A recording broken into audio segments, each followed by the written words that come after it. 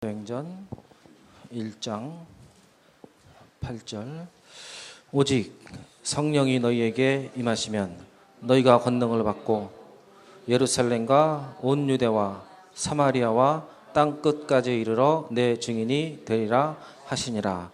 아멘. 말씀 받으실 때에 아멘으로 큰 은혜 받으시기 부탁드리겠습니다. 목사님 나오시겠습니다.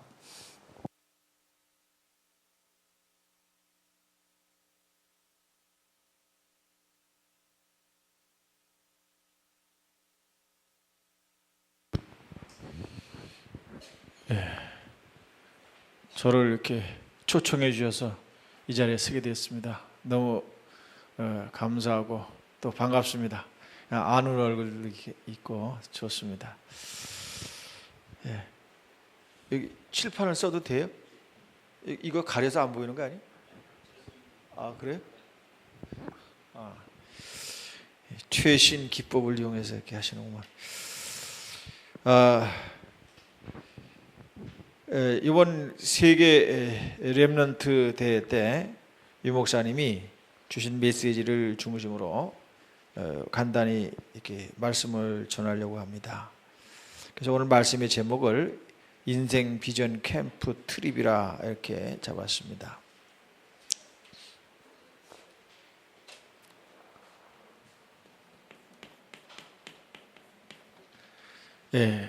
인생이라고 하는 것 같으면 뭡니까?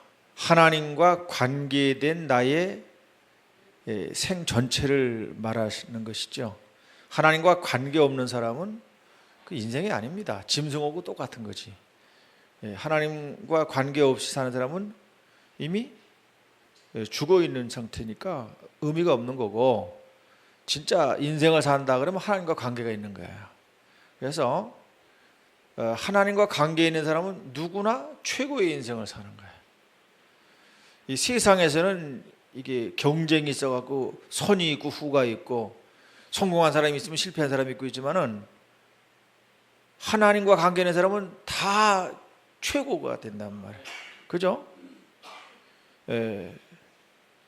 이 최고 늘 그러는데 제가 한자를 이렇게 좀 이렇게 조금씩 연구해 갖고 좀 몇 개 아는 게 있습니다. 이게 해 아닙니까? 이게 해를 딱 가졌다는 뜻 아닙니까? 그럼 해 딸 사람 세상에 누가 있어요? 그러니까 이게 해를 딱 가진 사람이면 최고단 말이에요. 그러니까 최고 높은 사람,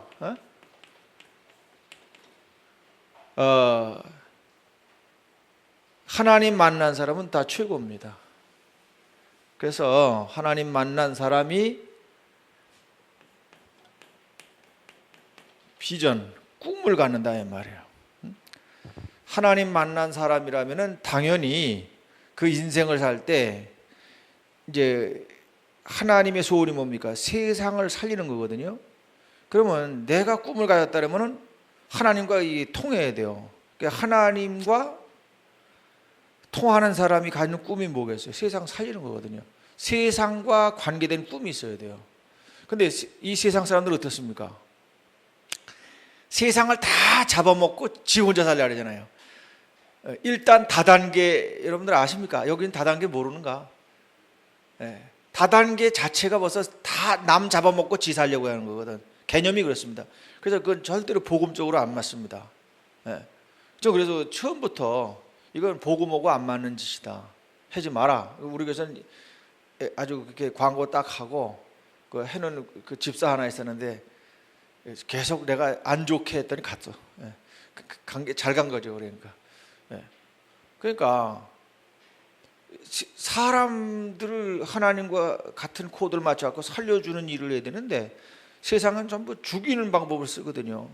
근데 우리는 하나님과 함께 하면서 인생을 사는데 세상을 살릴 꿈을 갖는단 말이에요. 이게 비전입니다. 뜻은 이게 알겠지만은 왜 비전이라 그러냐? 비전이라는 것은 텔레비전 하는 것처럼 전파로 비춰진 그림자란 말이죠. 멀리 실제가 있는데 그게 텔레비전 속에 나타나서 보이는 거예요. 그 텔레비전 속에 방송국이 있어갖고 거기서 사람들이 왔다 갔다 하고 뭐 하는 게 아니고 멀리 서울서 하는데 전파를 타고 와서 우리 집 텔레비전에 보이는 것처럼 그게 비전이거든요. 그러면 앞으로 나의 미래가 그렇게 될 건데 지금 영감으로 미리 본단 말이에요. 그게 비전입니다. 그러면 세상은 현재 다 타락하고 부패해 있고 망해가고 있어요. 희망이라고는 안 보입니다. 그런데 하나님의 복음으로 보니까 세상에 살 길이 보이는 거예요. 그래서 내가 내 인생을 하나님과 함께하는 인생을 살아가니까 앞으로 어떻게 될 거다 하는 게 미리 보인단 말이죠. 그게 비전입니다. 그래서 인생 비전 됐죠? 그 다음에 캠프입니다. 이제 하나님의 소원과 하나님의 계획과 뜻에 맞춰서 전도 캠프 한단 말이에요. 네. 그 전도 캠프, 세상을 살리는 삶을 산다는 거예요. 전도 캠프 한다 그러면 어느 날 모여갖고 어디 지역을 가서 돌고 뭐 사람 만나고 하는 그것만 캠프라고 생각하니까 유광수 목사님이 늘 부르짖는 일이 실제 현실적으로 잘 안 된단 말이에요. 캠프 하는 날만 뭔가 좀 하는 것 같고 실제로는 평상시에는 안 되고 있다고. 그래서 저는 우리 교회에서는 좀 그런 걸 덜 강조합니다. 지교회별로 뭐 이렇게 뭐 모여서 캠프하고 하는 건 하는데 그게 초점이 아니다 그거죠. 평상시에 자기 직장 가서, 평상시에 학교 가서, 평상시에 마을에서 실제 전도가 돼야 된다는 거예요. 거기서 안 되는 이상은 날 잡아갖고 돌아다닌다고 되는 건 아니다. 제가 이제 강의해가면서 그 얘기를 또 하게 되겠습니다만은 이게 이제 캠프 그러면 이건 내 현실 세계의 삶 자체를 말하는 것이다 말이죠. 그걸 트립,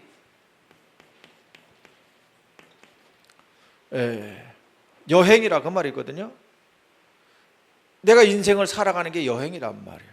그러니까 하나님과 함께하는 인생을 세상 살릴 꿈을 가지고 하나님의 계획과 뜻을 이루는 전도의 삶을, 전도자의 삶을 사는 인생 여정, 이걸 인생 비전 캠프 트립 이렇게 유 목사님이 얘기했습니다. 이제 제목 설명을 그렇게 했고요. 제가 이게 서론적으로 먼저 말씀드리고 싶은 것은 하나님의 이 영적인 일을 보통 분들이, 일반 교회 분들이 특히 더 그러고 우리 다락방에서도 또 뭐 그런 분들이 많고 그렇습니다.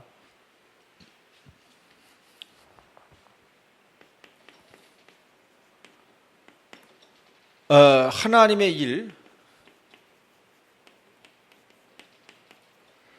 이 하나님의 이 신령한 일은 주로 누가 한다고 생각합니까?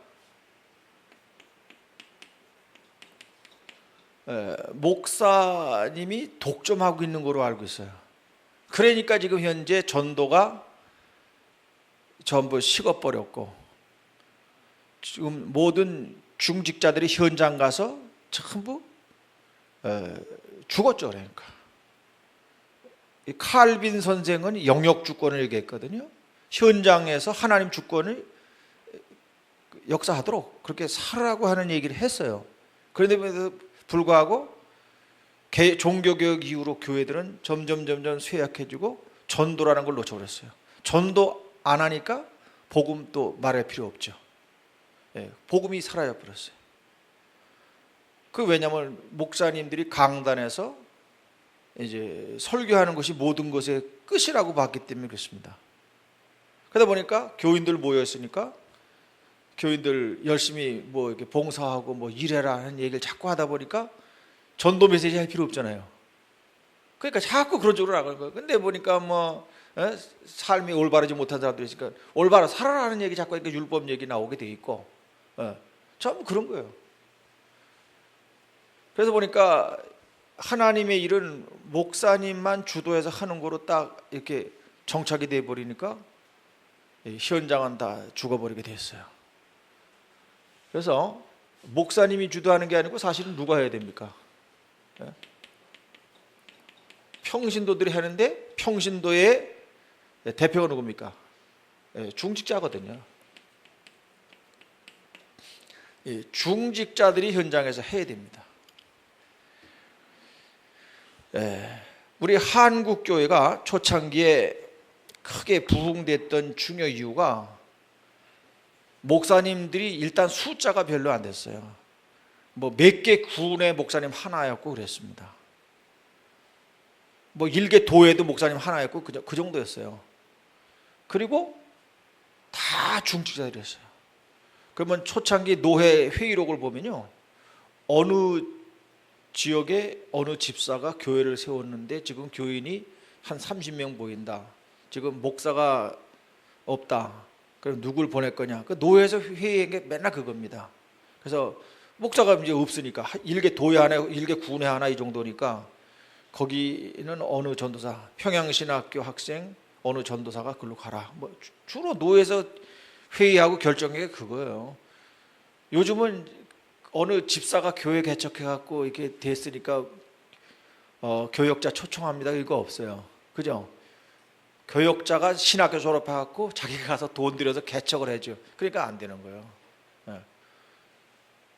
순서가 틀렸단 말이에요. 근데 지금 우리 다락방에서는 평신도들이 일어나서 이거 해라는 거 아닙니까? 우리 한국교회 초창기 했던 대로 해라는 거예요. 그게 원칙이거든요. 제가 있던 김천시에 보면은 김천에서 최초로 세워진 교회가 하나 있는데 시골 교회입니다. 거기 어떤 여집사가 서울에 부흥에 참석하고 은혜 받고 돌아와서 거기 세운 교회예요. 자기 밭에다가 예배당 짓고 세운 교회. 그 교회가 전도해서 김천 시내로 이사 나간 사람들이 모여서 세워진 교회가 황금동 교회고, 거기서 또 갈라져 나온 교회가 평화동 교회고, 뭐 이렇게 해서 쌈판 벌어갖고 갈라지고, 뭐 이렇게 갈라지고 해갖고 전부 김천 시내 교회들이 세워지고 시골 구석구석마다 교회가 세워졌습니다. 다 그 한 교회 때문에 그렇게 한 거죠. 그 100년, 그 한국에 100년 전에 세워진 교회들은 거의 다 그렇게 세워졌습니다. 평신도들이 서울 올라가서 그 어느 부흥 집회에 참석하고 은혜 받고 돌아와서 그 사람들이 훈련을 얼마나 받았어요. 그래서 성경 한 권 갖고 가서 은혜 받고 돌아와서 맨날 성경 읽고 기도하고 하면서 전도해서 그 작은 마을에 교회 하나씩 이뤄내고 그렇게 한 거예요. 그러니까 지금 그거 하자는 거예요.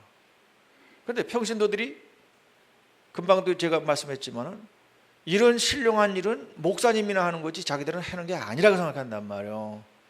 그러니까 이게 이제 평신도들의 그 생각 속에는 참 뭐 세상적인 것만 들어있게 돼 있어요. 왜? 돈 벌어야 되니까.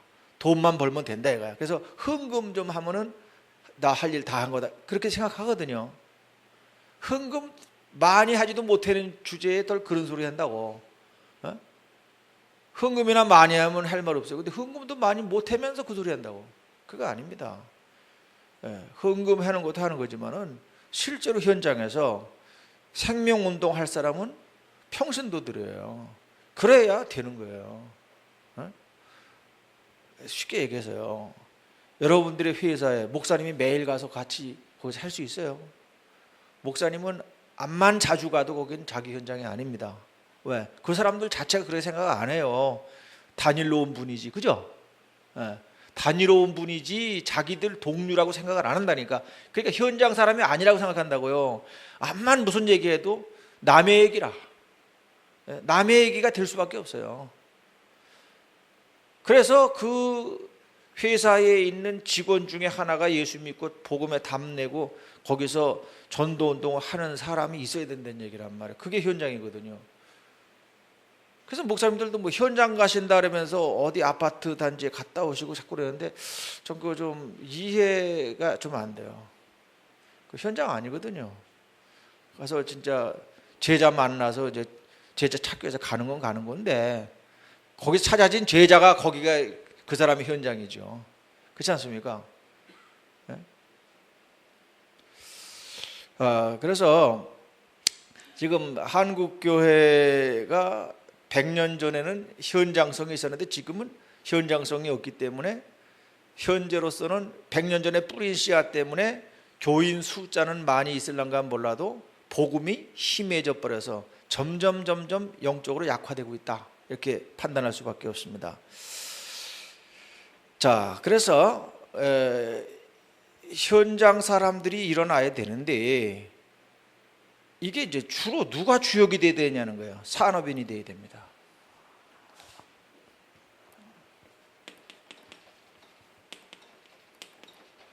산업인이 주역이 돼야 일이 돼요. 그렇잖아요. 지금 세상 사람들 어쨌든 돈 벌어먹고 살아야 되니까 현장성 있는 건, 제일 현장성 있는 건 돈 버는 거예요. 산업이거든요. 이 산업 현장에서 응답이 와야 되는데요. 이 산업인이 이 산업을 하는 이유를 발견해야 됩니다. 산업인이 그냥 세상 사람들처럼 돈 좀 벌어갖고 잘 살아야 되겠다, 이 생각 가지고 돈 벌면은 이유가 없는 거예요. 짐승하고 똑같은 개념이고요, 세상 사람들하고 똑같은 생각이란 말이에요. 그게 하나님이 복주 이유가 안 된다 말입니다. 그래서 산업인이 내가 사업을 하는, 이 산업을 하는 이유가 뭐냐, 이걸 분명히 잡아야 돼요. 그래야, 이유가 분명해야 요동치가 않습니다. 흔들리지 않는다고요. 그런데 이유가 불분명하니까 뭐 이거 했다가 안 되면 저거 하고, 저거 했다가 안 되면 이거 하고, 뭐 왔다 갔다 하면서 맨날 실패 연속을 거듭할 수밖에 없는 것이 되는 것입니다. 자, 그래서 이 산업인들이 요동치 않고 이 산업을 해야 될 이유, 그게 뭡니까? 아까 했잖아요. 인생. 하나님과 연관 지어져야 돼요. 내 인생이. 내가 산업하는 것도 내 인생 아닙니까? 하나님과 연관성이 있어야 된다고. 그게 딱 된 가운데 이 산업을 해서 앞으로 세상이 어떻게 변화될 것이라는 꿈을 딱 가져야 돼요. 꿈을 가지고 생명운동하는 이 캠프에 방향을 맞춰서 흔들리지 않고 나가야 됩니다. 되면은 하고 안 되면 때려치고 맨날 이런 생각하고 있으면 안 된단 말이에요. 방향 딱 잡으시면 그냥 가야 돼요. 그냥 가다가 어느 날 되는 거지, 해다 말다. 그 우리나라 속담에도 있잖아요. 한 우물을 파야 샘이 나오지, 맨날 여기 팠다 저기 팠다 하면 힘만 들지 샘은 안 나온단 말이에요. 그렇잖아요. 그러니까 계속 파면 뭐 몇백 미터를 파들어가면 물 나오게 돼 있거든. 그러니까 한 우물을 파야 된단 말입니다. 그래서 윤 목사님 메시지 보면 전문성 얘기 많이 나오는데, 저도 이따가 전문성 얘기할 겁니다만은 이게 전문성이란 말이에요. 뭔가 방향 잡아서 끝까지 해내야 되지요. 여기 이게 전등 켰지 않습니까? 이거 에디슨이 이거 전등 발명하기 위해서 몇 번 실험했는지 아십니까? 실험. 이거 실험을 했어요. 우리 집사님 아시죠? 모르십니까? 네. 장로님 아십니까? 10만 번 했습니다. 10만 번 실험해서 10만 번째 성공했어요. 그러면 99,999번은 실패했단 말이에요. 보통 사람들 같으면 안 된다고 결론냈죠. 내가 99,990번 했는데 이제 앞으로 10번 더 하면 된다, 이 확신은 없어요. 왜? 지금까지 안 됐으니까. 그러면 때려치워야 되겠죠. 근데 이 사람은 계속했어요. 왜? 된다고 하는 믿음을 가졌어요. 그러니까 이제 하나님이 주신 영감이죠. 그게 있었어요. 그러니까 지속해서 해야 됩니다. 세계복음화 이거 뭐 해보니까 뭐 잘 안 돼, 그럼 안 되는 거다 결론 내버리고 안 하면 안 되는 거죠. 나는 응답 못 받는 거야. 근데 하나님이 이 하나님의 말씀에 이미 언약해놨어요. 언약이라는 게 뭡니까? 하나님이 하시기로 정해놓은 것을 우리에게 이제 말씀하시고 확실히 된다, 저런 된다고 확신하지 않는데요 라고 말하니까 분명히 된다 하면서 보증하신 게 언약이라는 거야. 왜 물건 사고 팔고 하고서 나서 계약서 쓰고 도장 찍고 안 합니까? 그러고 나서 등기소에 가서 등기해 놓잖아요. 그게 언약이란 말이에요. 그러니까 하나님이 등기해 놨어요. 분명히 된다는 얘기입니다. 그렇다면 그걸 믿는 거지. 우리는 뭐 된 거 보고 하는 게 아니에요. 하나님이 세계 역사를 통해서 하나님이 언약하신 대로 일해 나가신 걸 보니까 되는 거 맞구나. 나에게 아직 성취가 안 됐을 뿐이지 되는 거 맞구나. 그걸 붙잡고 가는 거예요. 가다 보니까 어느 날 이게 이제 나에게도 응답이 오는 거예요. 혹 나에게 응답이 안 와도 관계없어요. 왜? 하나님 언약이니까. 아브라함이 가나안 땅에서 창세기 15장 보면은 하나님이 뭐라 했어요? 그 네 후손이 이방의 객이 되어서 400년 지난 다음에 와서 이 땅 차지했거든. 아브라함 때는 성취가 안 됐어요. 그렇지만 아브라함 그거 믿고 했어요. 아멘 하고 했어요. 그래서 하나님께서 뭐라 했습니까? 아브라함 보더러 의로운 자라 그랬어요. 그리고 이삭도 당대에 성취 안 됐어요. 그러나 믿었어요. 그리고 야곱도 당대에는 오히려 애굽에 피난 가갖고 거기서 참 타관살이 했어요. 된 거 아니죠. 그리고 요셉도 거기서 총리를 하고 그랬지만은 된 건 아니에요. 그러나 400년 지난 다음에 모세가 데리고 나와서 여호수아 때 이제 가나안 정복하고 해서 성취되잖아요. 언약은 되는 거다 그 말이죠. 그죠? 그러니까 이유를 분명히 발견하고 요동치 말아야 됩니다. 흔들리지 말고 가야 된단 말이에요. 우리 인생 짧습니다. 여러 가지 할 새가 없어요. 하나 딱 잡고 가야 돼요. 그래야 되는 거예요. 자, 그래서 산업인들이 계시니까 이게 하는 얘기인데, 산업인은 사장 아닙니까? 자기 산업을 운영하는 사장은 어떻게 됩니까? 이 중심이 하나님 앞에 서 있어야 돼요. 중심. 중심이 바라야 됩니다. 그 다음에 사원들은 어떻게 돼요? 뭐 같은 얘기긴 한데 동기가 발라야 돼요.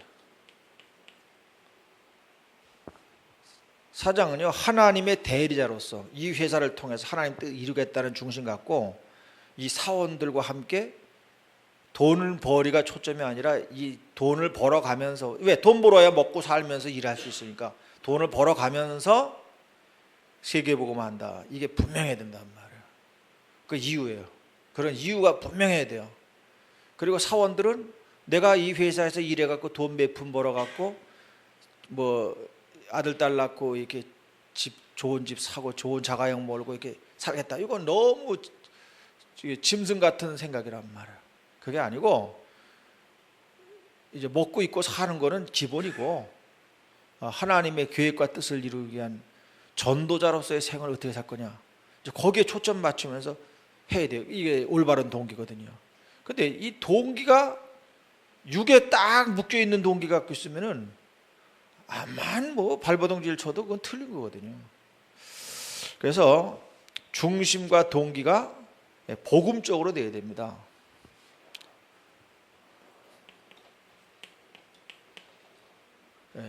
자, 그러면 복음적 동기가 뭐냐 이 말이야. 복음적으로 참 어떻게 이 중심을, 내 마음을 흘러가게 하고 동기를 바로잡느냐 하는 얘기입니다. 여러분들 그리스도를 내 삶에 적용하면 된다, 이게 답을 알고 있잖아요. 그럼 구체적으로 그리스도를 어떻게 내 삶에 적용을 시키느냐 하는 얘기예요. 근데 보통 보면은 말은 내 삶에 그리스도를 적용하면 된다라고까지는 말하는데 구체적으로 어떻게 했냐 그러면은 그건 불확실해. 근데 에베소 5장 9절에 뭐라 그럽니까? 빛의 자녀는 어떻게 산다 그랬어요? 모든 착함과 의로움과 진실함에 있다 그랬어요. 바로 이거예요. 모든 착함. 구약 성경에 보면 이 세 단어가 많이 나옵니다. 공평입니다. 공평. 공평이라는 말이 나와요. 그러면 그 다음에 두 번째 정의가 나옵니다. 정의. 세 번째 진실. 이 세 마디가 예레미야 4장 4절에도 나오고 또 하여튼 여러 곳에 있어요. 그리고 신약성경 마태복음 23장 23절에도 보면 주님이 의와 인과 신을 얘기했어요. 예, 의, 인, 신. 예, 공평과 정의와 진실입니다. 그럼 율법에 더 중한 바 의와 인과 신 그랬죠. 그럼 공평이 뭡니까? 예? 인이란 말이요.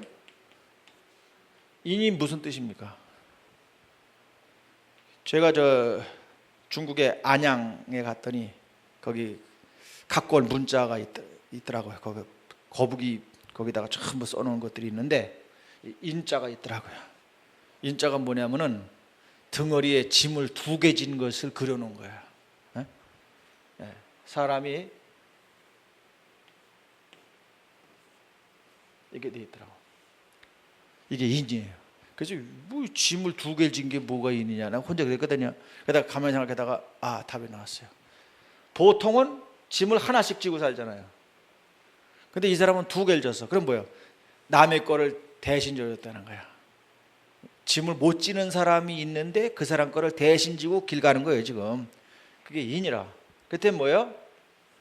짐을 지고 가야 될 인생인데 짐을 못 지니까 대신 져준다면 그 사람의 문제를 해결해 준다는 얘기거든요. 그게 인이거든요. 그래서 유교에 보면은 유자가 이렇게 쓰죠? 이게 뭡니까? 사람인데 어떤 사람이냐? 마치 사람이 갈급해서 힘들고 어려울 때 비가 농사 짓던 시대의 얘기입니다. 농사꾼이 비가 그리워. 비가 안 오면 농사를 못 지어. 그럴 때 마치 그 비를 내리게 해서 농사꾼을 도와주는 것처럼 이 사람이 어려운 가운데 있어요. 그러면 이 사람이 비를 내리게 해서 도와주는 것처럼 도와준다는 뜻이에요. 내 이자도 이게 비가 이렇게 내리는 모양을 얘기하죠. 그렇다면은 유라는 개념은 남을 돕는다는 개념입니다. 그래서 이제 중국에 유가가 있었어요. 공자가 이 회사 사원이었어요. 그 관원 상제를 돕는 업체란 말입니다. 이 유가가. 그 업체의 사원이 공자였었는데 거기서 너무 열심히 해다가 연구를 많이 해갖고 도가 터져갖고 이제 큰 그 사람이 됐고 재상 각 나라의 총리죠. 영의정을 여러 번 지냈어요. 공자가. 이제 그런 거예요. 그러니까 한 가지 일에 깊이 들어가니까 이 대가가 됐던 거죠. 그래서 육아의 개념이 바로 인이다 말입니다. 남을 문제 해결해 주는 사람들이단 말이에요. 그 초상나무는 어떻게 합니까? 굉장히 어렵잖아요. 상주들은 슬프고 막 그냥 두서가 없어요. 그때 가서 도와주는 거예요. 인이란 말이에요. 결혼식 합니다. 어떻게 합니까? 손님은 많이 오는데 어떻게 할까요? 그거 법도를 따라 다 잘 도와준다 그 말입니다. 성인식 관례식 할 때 그거 도와주고 제사 지낼 때 이런 거 하여튼 관원상제를 돕는 업체가 유가인데 그걸 통해서 이렇게 모든 사람을 돕겠다는 자세 갖고 하니까 그게 본성이 돼서 지금까지도 그게 남아 있는 거거든요. 그러니까 누구든지 이게 돕겠다는 자세를 가지면은 성공하게 돼 있어요. 그래서 사업도 바로 이거예요. 우리 장로님 집사님들 사업할 때 그 내 이익을 생각해서 돈을 몇 푼 더 벌어야 되겠다는 생각하고 하면 남을 해치는 생각을 가질 수밖에 없어요. 근데 남을 돕겠다는 개념을 갖고 해보세요. 그게 이제 문제 해결의 자세죠. 그게 뭐예요? 제사장이신 그리스도의 직무란 말입니다. 그러니까 문제를 만들어내는 그 중지자들이 아니라 현장에 있는 문제를 해결하는 쪽으로 늘 생각한단 말이에요. 그게 공평이고요. 정의가 뭡니까? 뭐가 옳은 겁니까?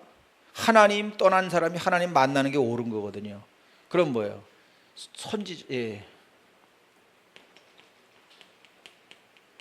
선지자의 직무를 표현하는 말이고요. 진실은 뭐예요? 마귀는 거짓의 아비 아닙니까? 거짓을 이기려면 진실뿐이 없어요. 그래서 왕의 직무를 뜻하죠. 그래서 구약 성경에는 선지자, 제사장, 왕이 직분으로만 나와 있지만은 말로 표현할 때는 공평과 정의와 진실로 표현되어 있습니다.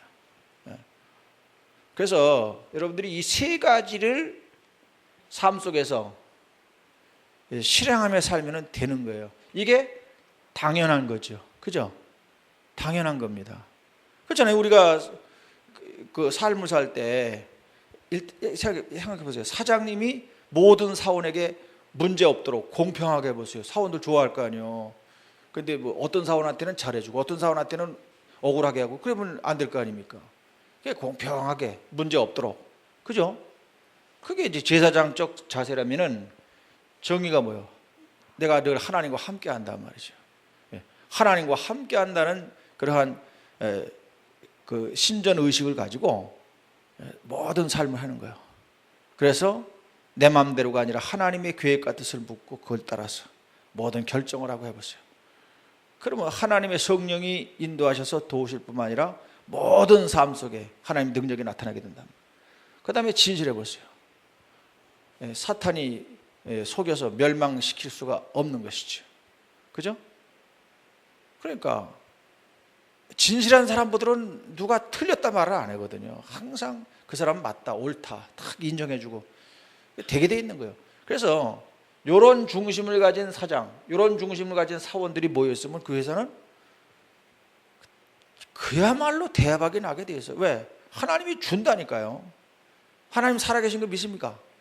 그렇다면 그분이 이런 중심을 가지고 있는 사람한테 응답하시게 돼 있고 역사하시게 돼 있죠. 그렇잖아요? 자, 그래서 이런 중심을 가지고요 하나님 앞에서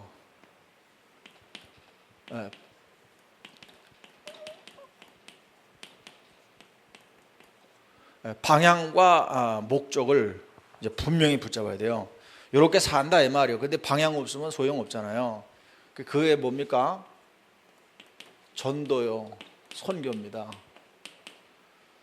세계복음화. 그러니까 캠프 얘기했잖아요. 세계복음화, 전도, 선교를 위해서 내 생을 드리겠다. 그거예요. 이게 방향입니다. 방향이 있어도 목적이 없으면 또 안 돼요. 목적이 뭡니까? 구체적으로 유일성 늘 얘기하잖아요. 구체적으로 무엇 이렇게 나와야 돼요. 희망이라는 말과 그러니까 소망이라는 말이 다르죠. 왜? 희망은 크게 얘기합니다. 소망은 뭐예요? 그 소망, 그 희망이란 말. 그거 구체적으로 딱 유일성이죠. 그러니까 처럼 전도 선교 그러면 막연하게 전도 선교하겠다 안 됩니다.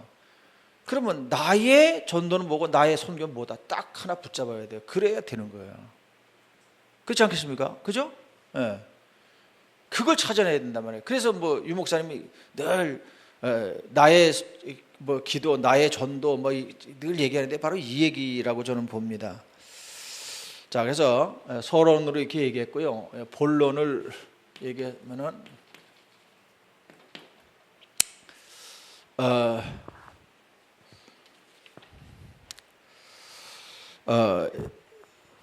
세계 렘트 대회 때 첫 번째 강의가 영적 서밋을 얘기했죠. 영적 서밋이 되라는 말씀입니다. 이게 내가 사는 거예요. 내가 사는 거야.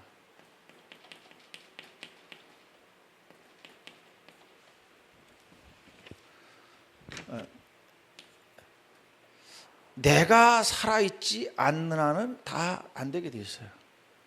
다른 사람 다 잘 되고 나만 안 된다. 그거 뭡니까? 그렇잖아요? 그러니까 일단 내가 살아야 돼요. 그래서 영적 서밋이 되라는 말씀을 받았는데요. 이거 언제 하느냐? 혼자서 해야 된다는 거예요. 혼자서.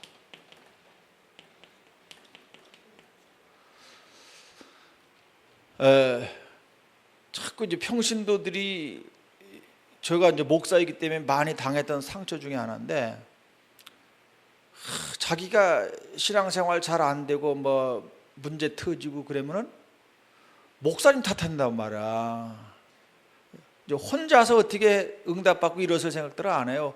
일단 목사님 탓해버리는 거야. 그럼 제일 편하거든요. 아무 문제 없어요. 목사님 탓하는 것이야말로 가장 편해.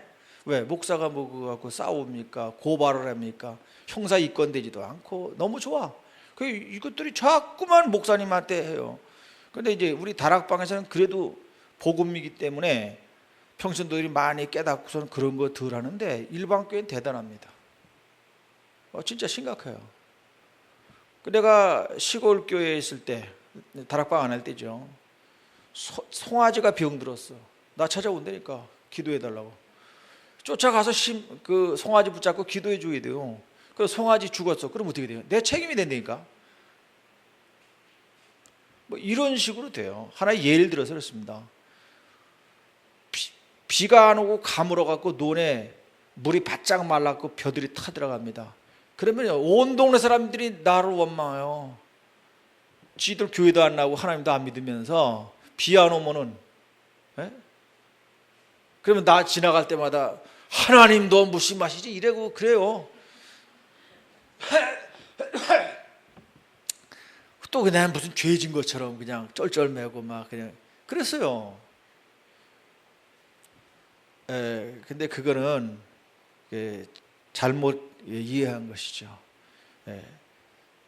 목사님도 제대로 깨닫고 제대로 해야 되지만 평신도들 제대로 깨달아야 됩니다. 그래서 현장에서 정말 하나님과 함께하는 비밀 누려야 돼요.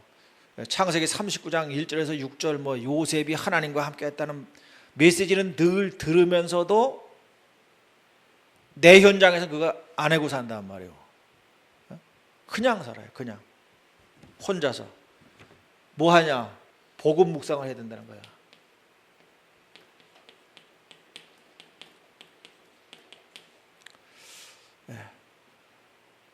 복음을 묵상한다 그랬어요. 히브리 말로 이 묵상이라는 말이 뭐냐면은 노래한다는 뜻이에요. 흥얼흥얼 노래하는 거예요. 흥얼흥얼 노래하는 것이 묵상이라는 뜻입니다. 그러니까 계속 생각하다 보면은 이게 콧소리도 나오고 그러는데 이제 흥얼흥얼 그렇게 한단 말입니다. 그러니까 삶에서 노래가 될 정도로 생각을 한다는 뜻이죠. 묵상. 이렇게 묵상을 하면 어떻게 됩니까? 시편 1편 1절에서 3절 보니까 복 있는 사람은 여호와의 율법을 주야로 묵상하는 자인데 시냇가에 심은 나무 같다는 거예요. 시절을 쫓아 열매를 맺고 잎사귀가 늘 마르지 아니하고 뭡니까? 모든 하는 일이 형통하다는 거예요. 이게 하나님과 함께하는 사람의 모습이거든요. 그럼 하나님과 어떻게 함께하느냐? 복음을 묵상할 때. 그래서 여러분들 복음을 늘 묵상하시기 바라는데요. 매일 어떻게 합니까? 삼오늘을 하죠. 이게 묵상하는 방법이란 말이죠. 늘 묵상을 하세요. 잘 안 돼도 하시고 잘 돼도 하시고 그냥 하는 거예요. 뭐 대단한 일 안 벌어져도 하고 그냥 오히려 슬픈 일 생겨도 하고 그냥 하는 거예요. 하나님이 다 보고 계십니다. 다 보고 계시는 거예요. 자, 그러면서 두 번째 무슨 얘기했어요? 혼자서 이걸 묵상을 하는데 조용히 앉아서 묵상하는 시간에만 하고 끝내지 말라는 얘기예요. 뭐예요? 삶에 적용을 하라는 거예요. 삶으로 옮기라 그랬거든요.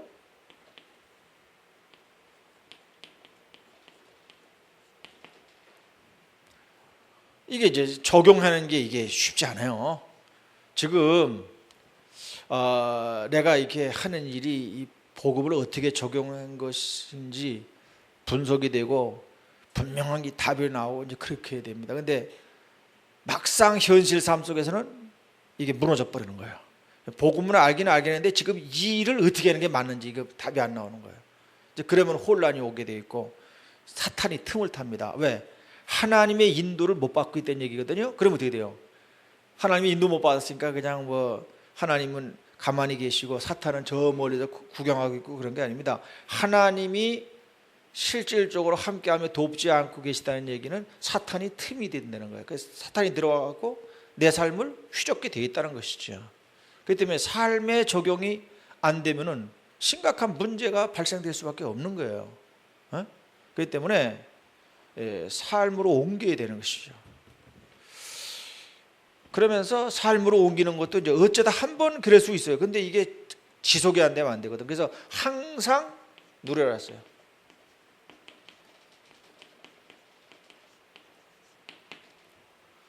영적 서밋이 되는 방법입니다. 여러분이 혼자서 있을 때 강단 말씀이든지 복음 편지든지 하여튼 복음을 묵상하는 거예요. 복음이 뭡니까? 하나님 떠난 인간에게 하나님이 찾아오셔서 모든 걸 회복시킨다는 그 말씀 아닙니까? 그게 실제 나의 삶 속에서 누려지도록 묵상을 하고요. 그리고 실제 내가 회사 갔을 때, 학교 갔을 때, 동네 사람 만날 때 그때 삶 속에 옮기는 거예요. 그래서 이제 그 삶 속에 이것을 복음을 적용해서 이제 매일매일 성공을 한단 말이에요. 우리가 승리한다 그러죠. 승리가 되는 거예요. 그러면은 이제 내 영혼이 기뻐지죠. 왜? 그렇게 하는 걸 보고 누가 제일 기뻐하겠어요? 하나님이 기뻐하시죠. 내 안에 있는 성령이 즐거워집니다. 힘나게 돼 있어요. 그래서 우리가 삶에 이렇게 자꾸 실패하니까 성령이 근심하게 되고 내 영혼이 힘들어지는 거예요. 그런데 삶의 성공을 자꾸 하면은 내 영혼이 힘을 얻게 돼 있어요.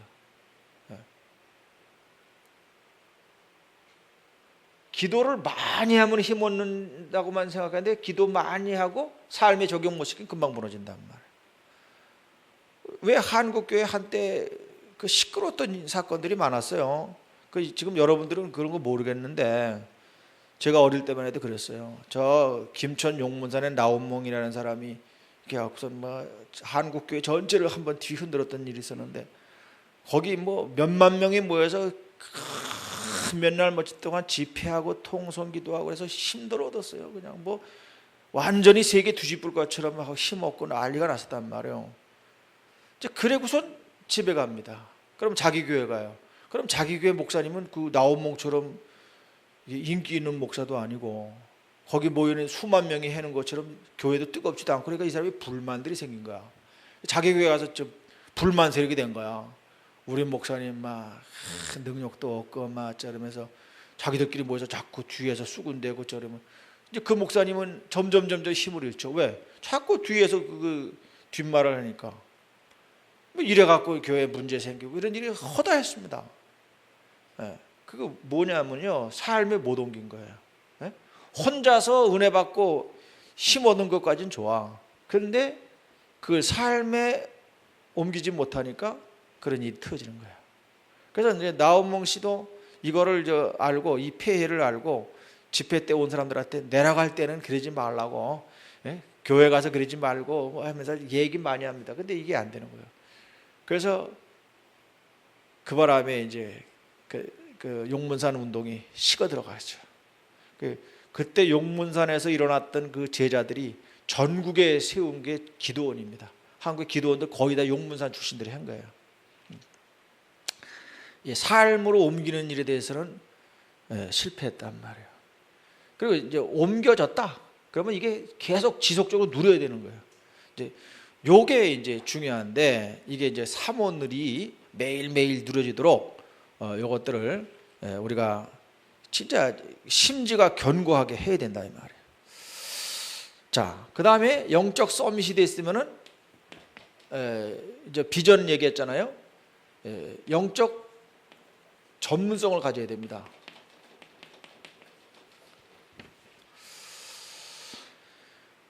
영적 전문성은 다른 게 아니고 이제 기도의 전문성인데 그래야 세상을 이기고 세상을 정복할 수 있어요.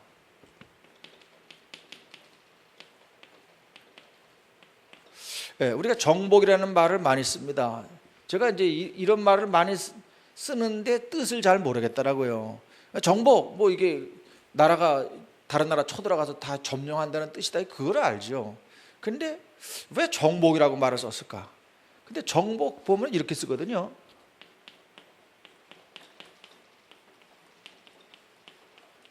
이게 쓴단 말이에요. 이게 이게 가서 점령한다 그 말이에요. 복, 왜 옷을 썼어요? 왜 들어가서 옷을 어떻게 했다는 거예요? 뜻 압니까?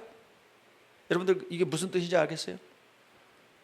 우리 저 뒤에 길림서 온 자매님 뜻 알아요? 몰라요? 네. 중국 사람이 중국말도 몰라. 가서요 점령했잖아요. 해서 그 나라 사람들 옷을 다 벗겨버리고 자기들 옷을 입히는 게 정복입니다.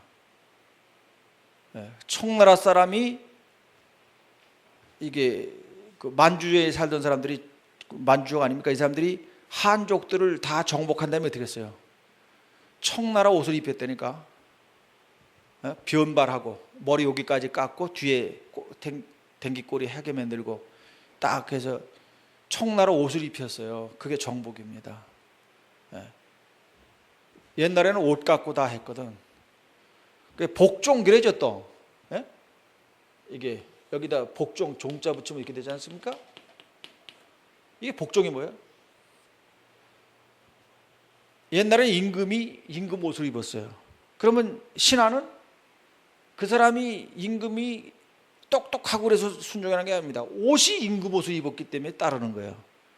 그게 복종입니다. 그러면 회사에 가서 사장님이 대단히 훌륭한 사람이기 때문에 내가 그 사장 말 듣고 일하는 게 아니고 그 사람이 사장이기 때문에 내가 하는 거거든. 그게 복종입니다. 교회 와서도 목사님이 목사이기 때문에 내가 그분의 메시지를 받고 그분을 따라서 같이 교회를 이루고 하나님의 일을 이루어나가는 거예요. 그게 복종이에요. 그 목사님이 대단히 뛰어나고 훌륭하기 때문에 그건 틀린 거예요. 그게말로 그게 인본주의입니다. 그렇지 않아요. 안 훌륭해도 그렇게 한다 이 말이에요. 그게 복종이에요. 장로님, 저분이 장로님이기 때문에 내가 믿음으로 그를 따르는 거예요. 그게 복종이거든요. 군대에도 제가 군대에 있을 때 보면 제 위에 상관, 그 정보장교 어벙해요. 그리고 그 상사, 중사 있었지. 중사 있는데 그 사람도 뭐 팀이에. 그리고 병들이 더 똑똑해. 그래도 그 사람들 지도 받아야 되는데 뭐 그 사람들이 가람 가고 오래 오고 그러는 거지 뭐 도리가 없어요. 그게 복종입니다. 그러니까 영적 전문성은 뭐냐? 세상을 바꿔버리는 거예요. 정복하는 거예요. 이게 있어야 된다 이 말이에요. 자, 그래서 이렇게 하기 위해서는 나를 찾아야 된다는 거예요.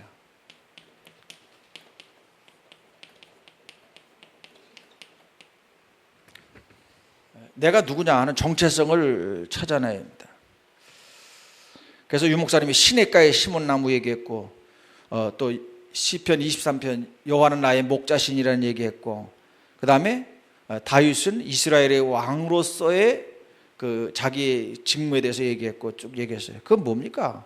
내가 누구냐는 거예요. 하나님과 함께하는 사람이고 그리고 우리 주님은 나의 목자시고 다윗은 자기가 양이기 때문에 왕이라 할지라도 주님의 말만 듣고 따른다. 이제 그거죠. 그게 나예요. 그러니까 여러분들도 요 나의 정체성을 제대로 발견해야 전문성이 찾아지는 거예요. 근데 이게 안 되면은 뭔가 대단히 하는 것 같은데 안 된단 말이에요. 왜? 하나님하고 코드가 안 맞으니까. 그래서 나를 정확히 찾아야 되겠습니다. 자, 이렇게 하면은 세상을 이기는 응답이 옵니다. 세상을 이기는 응답이 오는데 성령이 임하는 얘기를 하셨고 악신이 떠나가는 얘기를 했고 골리앗을 꺾는 얘기를 했거든요. 내가 누군지를 찾고 그러면 내가 하나님 자녀라는 게 발견되잖아요. 그러면 하나님 자녀는 하나님과 통하게 돼 있고 하나님께 기도하니까 하나님 응답하시는데 성령이 임하게 되고 따라서 나를 속이고 지배하던 사탄은 떠나가게 되고 그러니까 골리앗 같은 세상의 힘센 그러한 세력도 이기게 된다는 얘기거든요. 그러니까 세상을 정복하게 되는 것이죠. 그 다음에 세상을 살리게 된다는 거야.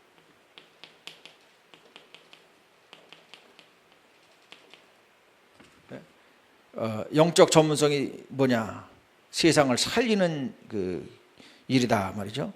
그래서 다윗이 이 전문성이 있었으니까 사울 왕을 5번 죽일 수 있는 기회가 있었는데 안 죽이고 살렸다는 거예요. 왜? 자신이 있으니까.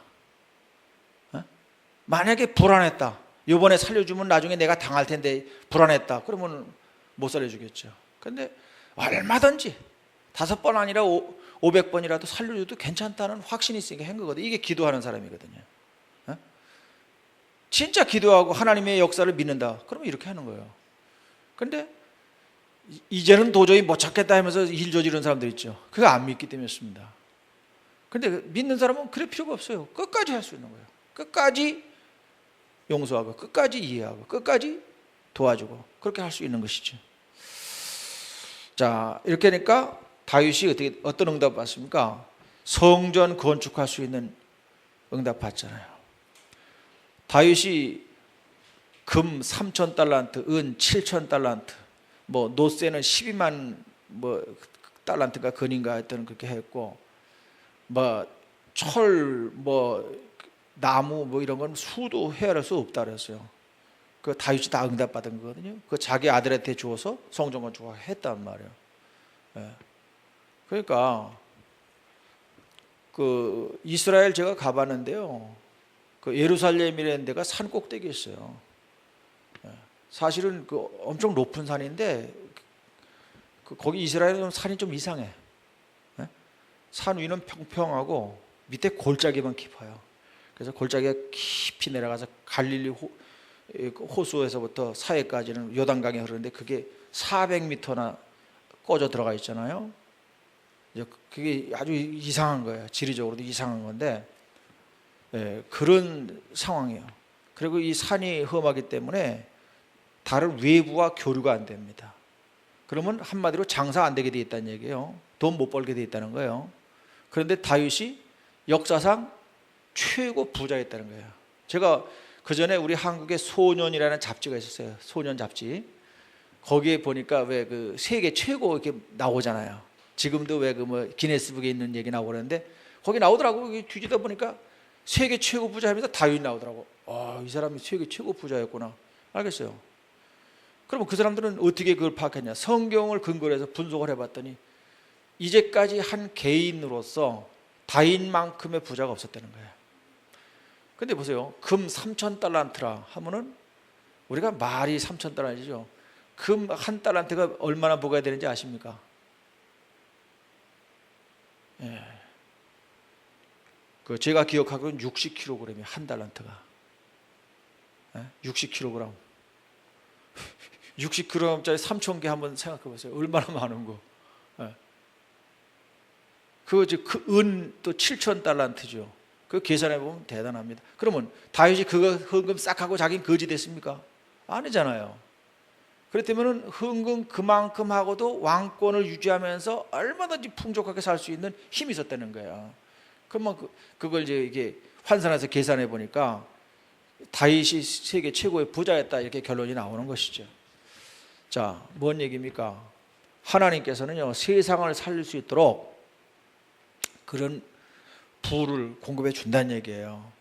그러면 다윗 때만 그러고 말하세요? 아니라니까. 역사상 쭉 보세요. 하나님의 복음을 붙잡고 있던 나라들마다 세계 최강국 됐잖아요. 그죠?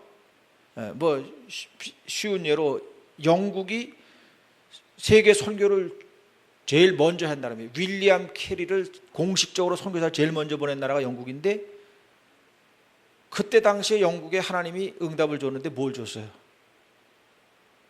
예? 그 스티븐슨이라고 하는 사람을 통해서 전기 기관차를 발명해 갖고 1차 산업혁명을 일으켰잖아요. 그래 갖고 영국이 모든 부를 세계의 부를 끌어모을 수 있도록 해 주셨다니까. 왜? 선교사 보내야 되니까. 이게 중요한 거예요. 그래서 1차 산업혁명을 통해서 영국이 세계 최강국이 됐고 그 이후로는 미국이 그걸 이어받았어요.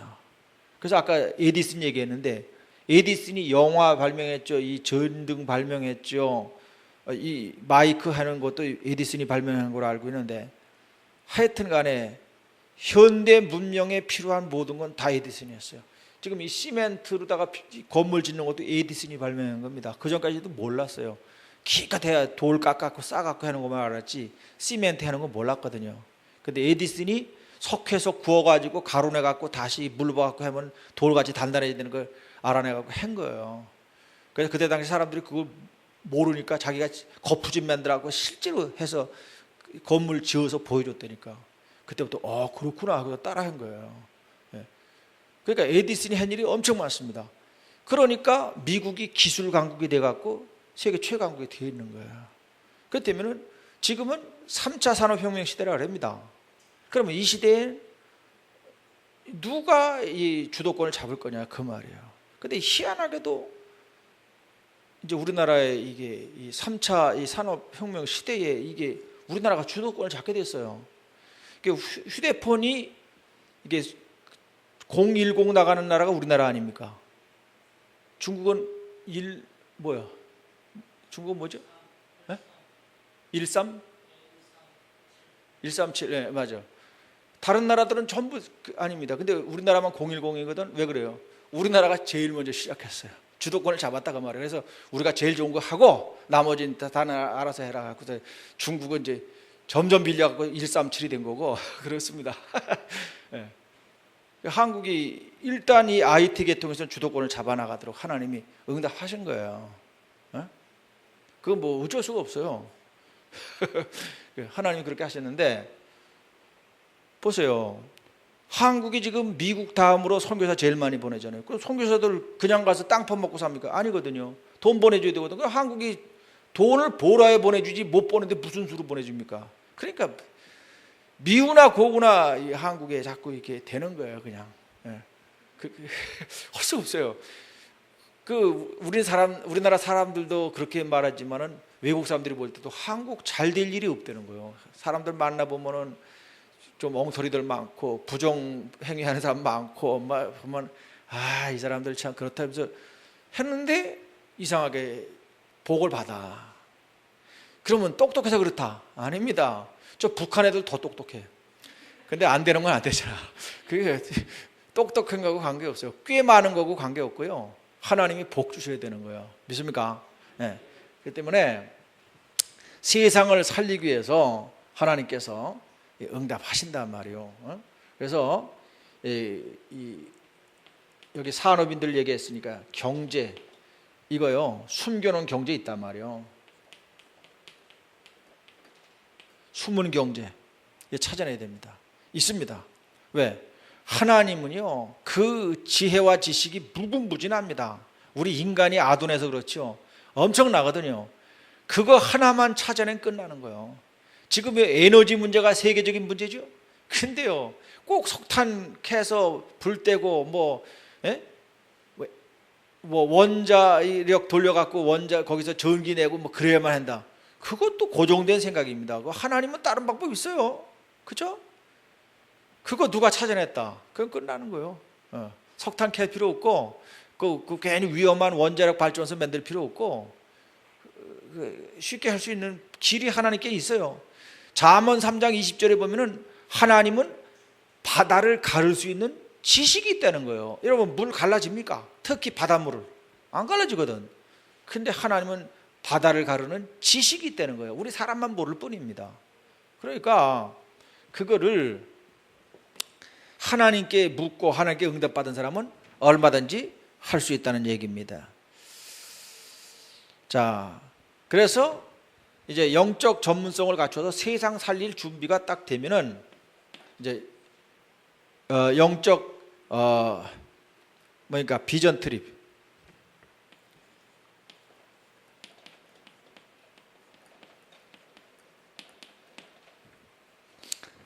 영적으로 이 세상을 향한 꿈을 꾸란 얘기예요.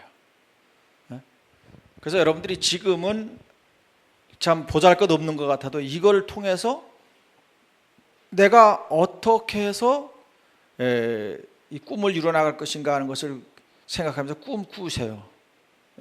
우리 한국이 2002년 월드컵 때 꿈은 이루어진다 하면서 딱 그 카드 섹션 하고 그랬잖아요. 근데 됐단 말이에요. 그때 꿈은 이루어진다 써 있을 때 제가 세계 최강 이탈리아를 이길 수 있을까? 이탈리아가 그 전전 월드컵 때 1등한 나라거든. 이탈리아 그 수비에는 최강이고 어려울 텐데 저는 그 꿈은 이루어진다를 안 믿고 있었어요. 근데 이기더라고. 그러니까 이거 모르는 거예요. 꿈은 하나님께서 꿈꾸는 자에게 응답하시는 것입니다. 그래서 꿈을 꾸시길 바랍니다. 그래서 꿈을 꾸는데 여기 전도학교에 오신 분들 주역이 되신다는 그 생각을 가지시고 이렇게 적극 참여하시고, 특히 산업인들, 우리 이용원 장로님, 이용호 집사님 이런 분들이, 뭐 다른 분들은 모르게 이름을 제가 일일이 거명을 못합니다만은 여기 한 목사님 계십니다만, 한 목사님이 이 전도학교를 이끌어 간다고 생각하면 안 됩니다. 목사님은 할 일이 많아요. 내가 기영조에서도 그 얘기했는데, 박용환 목사님이 이 전도학교를 전부 이렇게 하고, 이제 그렇게 생각하면 안 되게 돼 있는 거예요. 목사님들은요 할 일이 많아요. 이 전도학교만 매일 써야 됩니까? 아니거든요. 그죠? 목사님, 그죠? 다른 또 현장 또 해야 되고 또 해야 되고, 그 목사님들은 풀이 해야 된다니까. 근데 들 보면은 자꾸 목사님들이 모여서 뭘 해줘야 할 것처럼 생각하더라고. 그러면 안 된다 그랬어요. 경주전도학교도 그 산업인 보더라, 집사님이 어쨌든 이걸 책임지고 해라. 그래야 된단 말이에요. 여기도 이제 우리 장로님들, 집사님들 계시니까 이분들 중심으로 어쨌든 살아남아야 돼요. 그래서 목사님들이 와서 잘해줬기 때문에 잘 되고 잘 못했기 때문에 안 되고, 그거 아닙니다. 그냥 하는 거예요. 그냥 흔들리지 말고 쫙 나가는 것이단 말이에요. 이 안산에 있는 중국인들 다 만나고 다 복음 전하고 다 살리겠다는 그런 각오 갖고 하는 거예요. 이게 평신도들이 해야 될 일이거든요. 그래서 왜 비전을 갖냐? 우리가 끝을 알기 때문이었습니다.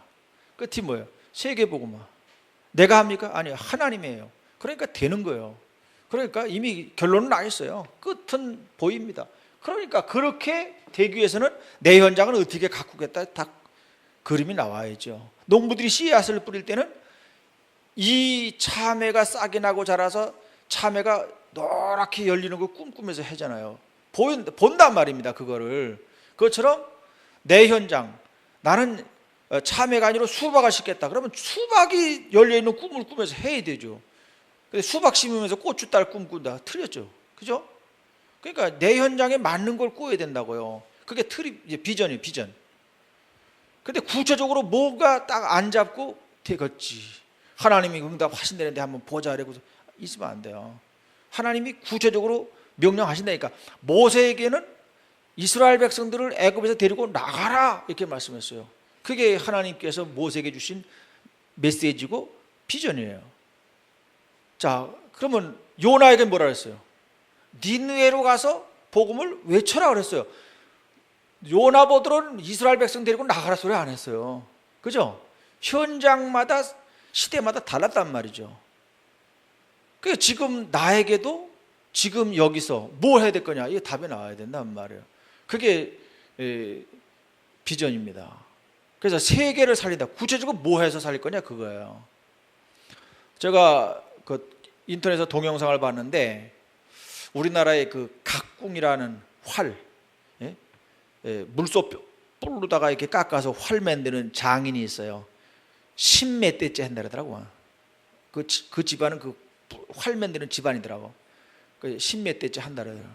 근데 이 사람은 거기에 생을 걸었더라고. 아, 그래, 저 활 만드는데도 생을 거는데, 이 복음을 전하는데 생을 안 걸면 되냐, 그 생각을 해봤습니다. 그래서 여러분들은 활 만드는 정도가 아니라 진짜 하나님과 코드가 맞는 세계를 살리는 엄청난 귀한 일을 하는 건데, 생을 안 걸고 되겠어요? 호랑이가 토끼를 잡을 때도 집중해서 덤벼들어야 잡으면 되는데 집중도 안 하고 대강슬쩍 하는데 일 되겠냐고. 그렇잖아요. 토끼 한 마리를 향해서 집중해서 눈을 뚫어지게 쳐다보고 몸을 사렸다가 점프를 해서 잡는 게 호랑이인데, 토끼 한 마리도, 하찮은 토끼 한 마리도 그렇게 잡는데, 우리가 어마어마한 이 하나님의 이 큰 일을 이루기 위해서 대강 적당히 해서 되겠냐고요. 그렇잖아요. 그래서 이 끝을 보고 이게 목적이라는 거죠. 그러니까 목적이 뭡니까? 이게 눈 아닙니까? 눈이 뚫어지게 보는 거예요. 그러면 뭐예요? 이게 바늘구멍을 뚫어지게 보면 하얗게 보이거든. 이게 적이란 말이에요. 집중해서 쳐다보면 바늘구멍이 보이거든. 거기다 실 끼는 것처럼 내가 목표로 잡은 거 있으면 집중해서 바라보고 간다는 뜻이에요. 목적. 끝이 있으니까 그걸 향해서 간다 이 말이에요. 자, 이렇게 가는 게 인생 비전 트립입니다. 그래서 바울 얘기했죠. 바울이 이걸 위해서 예수님 앞에 무릎을 꿇었다는 거예요. 완전히 자기 생을 바쳤다 그 말입니다. 여러분도 이와 같이 하나님께 생을 완전히 드리시기 바랍니다. 그래서 그러면 이거를 하니까 도대체 어떻게 하는 게 이 일을 제대로 하는 거냐 하는 거예요. 그래서 유 목사님이 세 번째 뭔 얘기했어요? 평범한 아이 하나 돕는 것 얘기했어요. 아주 보잘것없는 것이죠.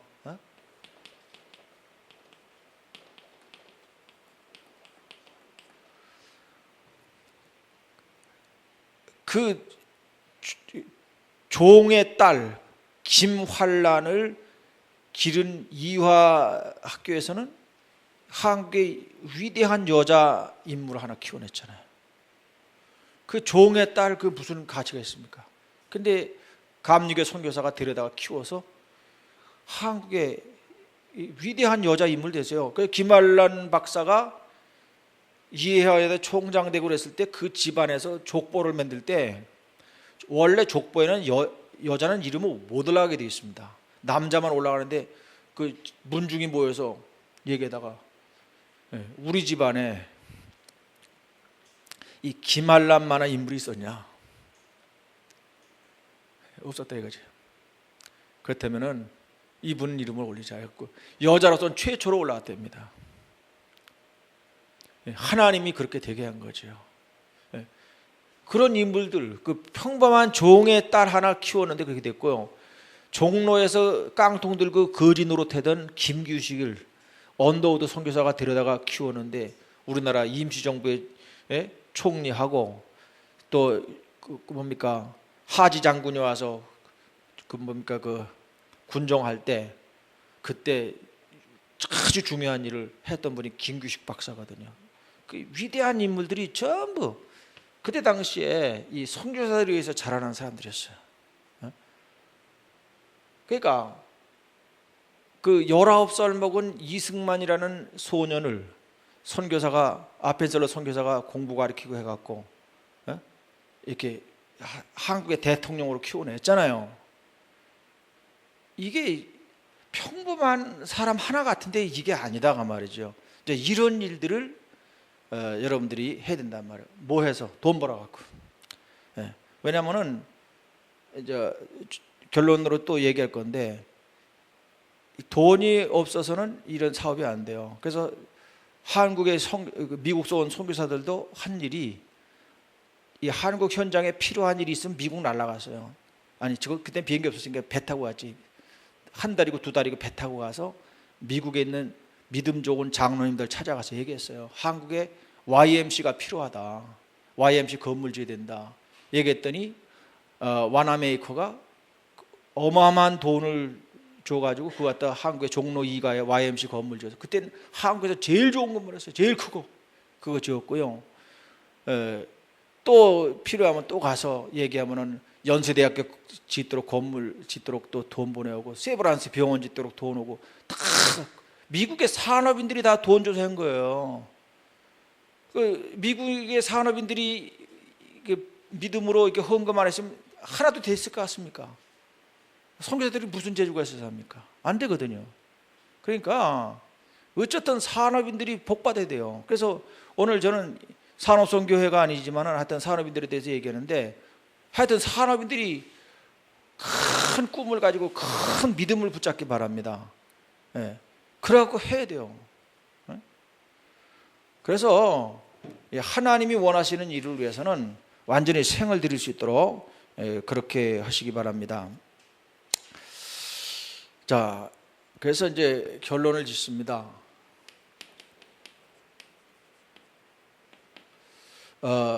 올해 메시지가 삶 체험 아닙니까? 여러분들 언약 체험, 능력 체험, 현장 체험들을 실제로 할 수 있기를 바랍니다. 영적 서밋이 되면 언약 체험 되는 거고요. 기도의 비밀을 누리고 있으면 능력 체험 되게 돼 있어요. 그 다음에 현장에서 사탄 세력 무너뜨리고 전도하는 증거를 보게 돼 있습니다. 현장 체험 되게 돼 있습니다. 이 3체험들 실제로 현장에서 하시기 바라고요. 전도를 실제로 해야 되는데 캠프 트립 해야 될 거 아닙니까? 전도 방법을 얘기하렵니다. 뭐 다 알지만은 다시 한번 강조해서 말씀하는데, 전도는 다른 거 아닙니다. 제자 운동이에요.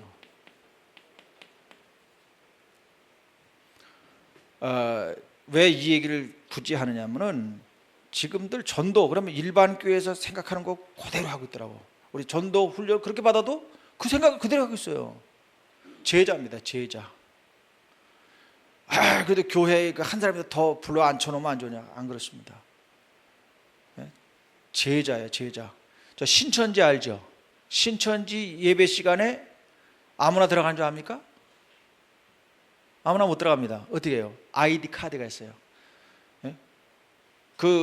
뭐 무료 신학원인가 거기서 훈련 다 받고요. 완전히 신천지 신앙 고백 확실히 하고요. 완전히 인정됐을 때 아이디 부여해요. 그래서 아이디 카드 가진 사람만 입장하게 되어 있어요. 그게 제자거든. 그런 이단들도 그거 하는데, 우리는 제자 운동 한다면서 전혀 제자 아닌 사람들 전부 끌어다 앉혀놓고 있어. 그러면 이 사람들 가만히 있어도 분위기는 나빠집니다. 왜? 제자 아니니까 이게 영이 안 통하잖아요. 목사님 설교할 때 이게 안 먹혀 들어가는 게 보이고, 그럼 목사님은 그 사람들 설득해 보려고 자꾸 뭐라고 해요. 그러면 이 분위기가 이상해지는 거예요. 안 되게 돼 있어요. 그러니까 제자가 와서 예배를 드려야 되거든. 시간이 없으니까 뭐 구체적으로 얘기는 못 하겠고요. 이 제자 운동을 해야 됩니다. 그래서 제자 운동은 어떻게 했냐? 내가 먼저 제자가 돼야 돼요.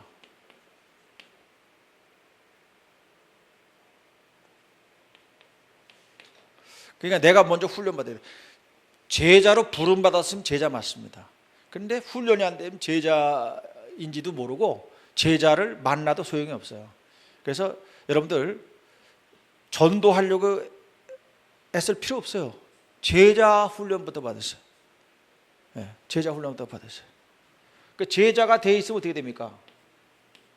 내가 제자가 돼 있으면 제자를 보게 돼요. 내가 제자가 돼 있으면 제자가 만나진다니까요. 쉽게 말해서요. 제가 지난번에 그 총회일로 KTX 타고 올라갔다 내려올 때 KTX 타고 내려갔는데 신경주역에서 내려야 되는데 내려야지. 그러고서 있다가 깜빡 졸았나 봐. 신경주역 지나갔어요. 희한하대요. 이렇게 딱 해서 왜 안 내리노? 왜 신경주역은 왜 안 내리노? 아직 멀었나? 동대구역 지나고 난 다음에 신경주역 다 왔다 싶어갖고 신경주역을 내려야 되는데 영 안 내리는 거예요. 보니까 부산 왔대. 이게 지나왔어. 그래서 다시 내려갔고 다시 이제 대지포 올라서 신경주역에서 내렸는데, 그 올라올 때 거기 그 열차 안에 왜 영모 있잖아요. 승무원 있잖아요. 그 남자가 있더라고. 그래서 이렇게 했더니 제가 이렇게 됐는데 이게 좀 도와달라 했더니 보더니 어떤 분이 이제 메모해 준 게 있으니까 이거 보고 가서 신곡장 가서 내리시면 된다 그러면서 있어요. 그래서 나는 그러고 있었지. 그랬더니 내가 들고 있는 봉투에 대한예수교 장로회 총회 뭐 이렇게 써 있는 게 있거든. 그랬더니 목사님이냐고 묻더라고. 그렇다고. 그랬더니 자기는 안양에 있는 성결교 신학대학 다니고 있대. 그러면서 얘기가 되는 거예요. 보세요. 그 사람이 이제 그런 얘기를 하면서 얘기를 해보니까 전도에 불이 타있어요. 그 KTX에 일하는 젊은 사람들한테 자기가 복음을 전했는데 잘 안 먹혀 들어가고 그래서 이게 힘들다는 얘기하고 막 그래서 좀 잘해보기 위해서 지금 신학 공부한다고 그러더라고. 그래서 그렇게 하니까 힘들다 그러면서 제자 운동에 대해서 얘기하고 있었더니 속이 시원하다는 거예요. 그래서 이제 하여튼 금방 내리게 돼서 이제 내리고 말았는데, 이제 제가 그때 이 사람은 제자구나. 제가 제자니까 제자가 보이죠. 근데 내가 제자가 아니래 못돼요. 그 사람 뭐 그냥 열심히 해나 보다 그러고서 그냥 그러고서 지나가죠. 그러니까 내가 그 훈련받은 제자이기 때문에 그 사람이 하는 얘기 들어보고 다락방과는 전혀 관계없지만은 중심이 그렇단 말이야. 이 사람 제자구나. 그게 보인단 말입니다. 그러니까 여러분들이 제자 훈련받고 제자가 되어 있으면은 오다 가다 만나도 제자는 딱 부딪히게 되어 있고 그 사람과 깊은 관계를 갖게 되어 있어요. 혹시 여러분들 KTX 타고 다니다가 정광현이라는 사람 만나면 한번 또 해보시기 바랍니다. 그 남자 이렇게 있어요. 한 40대 중반쯤 돼 보이던데 정광현. 그러니까 여러분들이 제자 훈련 받아갖고 있으면요, 오다 가다 만난 사람들이 제자가 있으면 딱 부딪히게 돼 있단 말이에요. 이제 그걸 하는 거예요. 근데 그거는 뭐라고 자꾸 사람들 데려다가 예배당에 앉혀놓으려고 만들어요. 제자가 아니니까 도망가죠, 자꾸.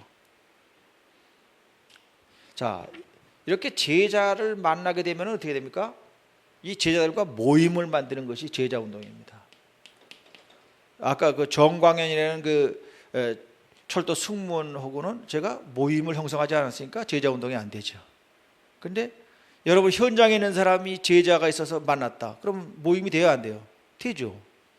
된다니까. 그래서 이 모임을 이루어서 유지시켜 나가는 것이 제자 운동이야. 이 모임을 잘 만들어서 큰 응답을 받으시기 바랍니다. 자, 제자는 동기가 중요합니다. 저는 마태복음 5장의 팔복, 이 사람이 제자라고 봅니다.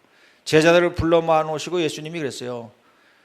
팔복을 얘기했어요. 가난한 마음, 애통하는 마음, 궁일이 여기는 마음, 뭡니까? 온유한 마음, 의에 주리고 목마른 마음, 궁일이 여기는 마음, 청결한 마음, 화평케 하는 마음, 그 다음에 의를 위해 핍박을 받는 마음, 이 마음을 얘기했거든요. 이런 중심이 있는 사람이 제자란 말이에요. 자, 이렇게 되면은 하나님께서 이사야 66장 7절에서 8절 보면은 9절 보면은 세계 복음화는 순간적으로 된다는 것입니다. 한 여자가 아기를 낳으면 몇 명씩 낳습니까? 주로 하나씩 낳잖아요. 근데 거기는 민족을 낳는다는 거예요. 시온, 즉 교회는 한 번에 민족을 낳아버린다는 거예요. 세계 복음화는 그렇게 된다는 거예요. 그러니까 지금 뭐 이단이 들끓고 우상 숭배가 극심하고 그래서 큰일 났다. 그거 전혀 신경 쓸 거 없습니다. 지옥 갈 사람들 일단 1차 모집하는 거예요. 지옥 갈 사람들 다 모집 끝나고 나면은 이제 하나님께서 천국 갈 사람들 다 모집하는데 세계 복음화 순식간에 되는 것입니다. 그게 이제 이사야 66장 15절부터 17절 보면 오순절날 성령이 임하는 것이 나오거든요. 성령의 역사예요. 힘으로도 안 되고 능으로도 안 되고 오직 나의 신으로 되느니라 하는 말씀과 같이 성령이 역사하면 되는 거예요. 자, 그래서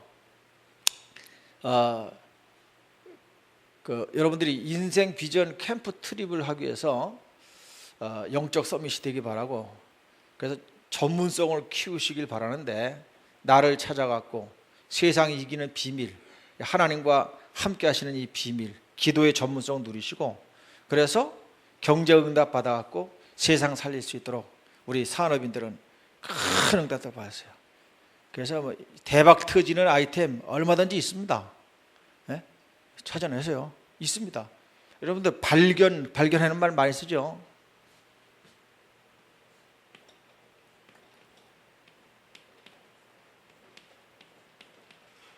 이게 뛰어나갈 발자거든요.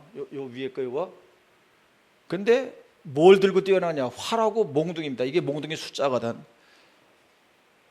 그러면 이제 딱 숨어 있다가 사냥거리가 나타나는데 적군이 나타나면 팍 일어나서 뛰어나간다. 그게 발입니다. 그러면 가만히 숨어 있을 때 못 보잖아요. 근데 팍 뛰어 일어나면 보이잖아요. 그게 발견입니다. 그래서 하나님이 영세전에 감춰놨던 것을 나에게 영안을 열어주셔서 보게 하는 게 있어요. 그거를 보란 말이에요. 그게 발견입니다. 그것만 찾아내면은 우리 이 집사님 그냥, 우리 이 장로님 그냥 대박 터지는 거예요. 대박. 있어요. 하여튼 어디 숨은지 몰라. 저도 몰라요. 그러나 있어요. 숨겨있던 게 있습니다. 그거를 찾아내는 귀중한 응답이 있길 바랍니다. 기도하겠습니다. 하나님 아버지 은혜를 감사합니다. 이 안산 중화전도학교에 은혜를 베푸셔서 모든 멤버들이 인생 비전 캠프 트립을 하게 하셔서 하나님의 거룩한 뜻을 이루게 하옵소서. 주 예수 그리스도 이름으로 기도하옵나이다. 아멘.